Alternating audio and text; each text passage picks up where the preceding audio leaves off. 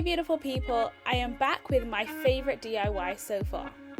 I transformed one of my brother's old shirts into a beautiful summer dress, so stay tuned to find out how.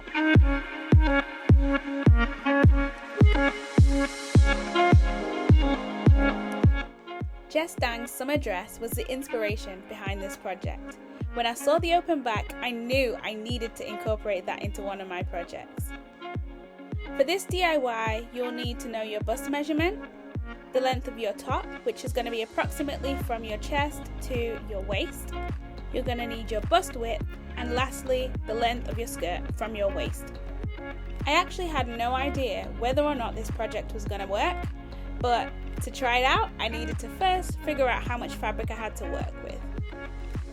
I cut up the entire shirt, took it apart into pieces, cut off the yoke, separated the front panels, and I also buttoned up the front of the shirt. I was left with a whole load of different denim pieces that I could then work with and cut my pattern pieces from. Making the bodice is probably the hardest part of this DIY, so we're going to start by making a pattern. On some pattern paper or some scrap paper, mark horizontally half of your bust plus 3 cm seam allowance. You're then going to mark vertically the length of your top plus 2 cm seam allowance. Use these measurements to make a rectangle. From the right side of your pattern piece, mark a quarter of your bust plus 1 cm seam allowance. You're also going to mark half of your bust width plus 1 cm seam allowance. Draw in your 1 cm seam allowance lines either side of this line. We're going to create the pattern in one long piece, and we're going to cut pieces out afterwards. From your quarter bust line, which should be approximately the middle of your entire piece, mark 7 cm down from the top. And from the left edge of your pattern piece, mark halfway down. You're then going to create a curved line that joins all of these points together, as you can see in my diagram. You're then going to construct a dot 2 cm wide on the quarter bust line. The brown triangles are representative of notches.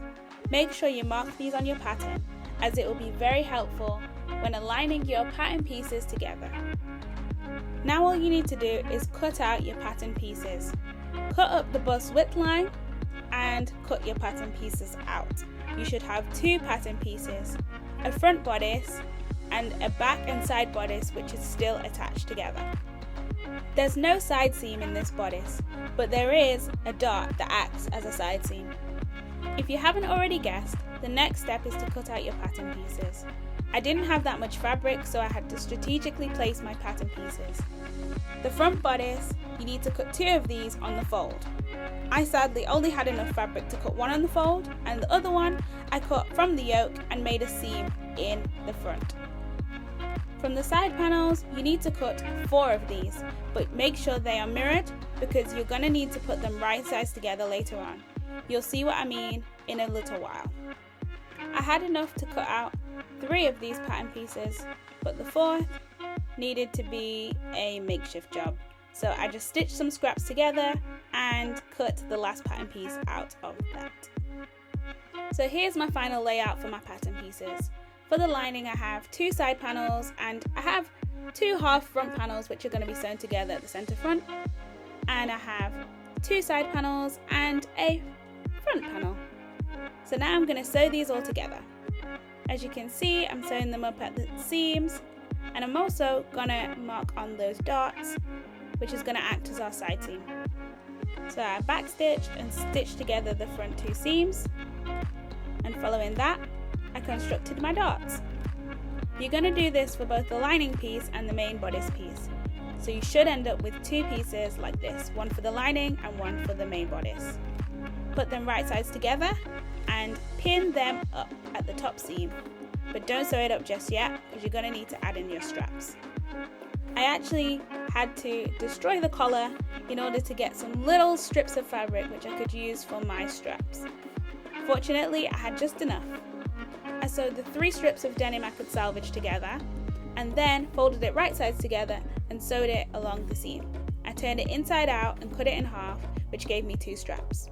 If you do need more than this, you can always just use some other fabric, or you can use some sort of shoelace or ribbon for your straps. Insert your straps into the bodice seam and pin them in place. Once you've done that, sew along the seam to secure everything, and don't forget to backstitch your straps.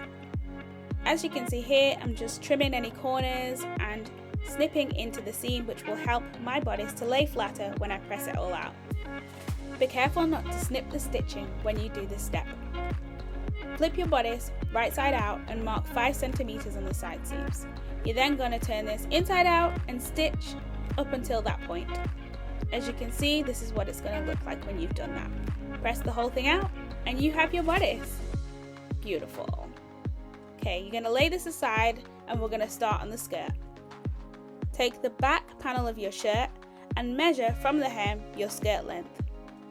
Square this across and cut this out, and you're going to need to do this on both the front and the back of your shirt. Lay both the pattern pieces on top of each other and sew up the side seams. Measure the width of your skirt and also measure the width of your bodice. You're going to need to do a little bit of math here, so minus your bodice width from your skirt width. The number I ended up with was 20 centimeters. You're then going to divide this number by 4, which ended up with 5 centimeters, and then this is going to be the width of the darts you're going to need to construct to make your skirt fit your bodice. I constructed 4 darts that were 5 centimeters wide. Remember, that is 2.5 centimeters folded in half, and they were 10 centimeters long. As you can see here, that made my skirt look a lot more fitted, and I also made sure that the seams on the front matched up with my seams on the bodice. Pin right sides together your bodice to your skirt, but only pin the front layer of your bodice. As you can see, this is how it looks.